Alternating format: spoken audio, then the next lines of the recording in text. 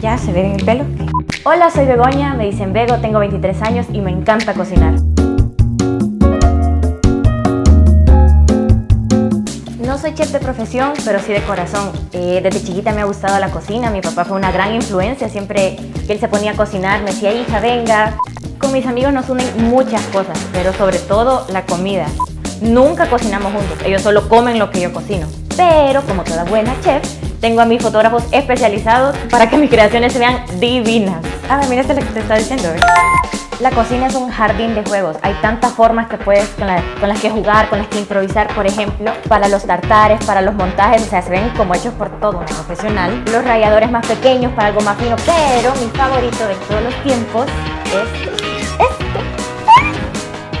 Me muero por cocinarles algo rico. Sigan la cuenta de Pasión por el Sabor en Instagram, donde estaré compartiendo mis recetas. ¡Chao!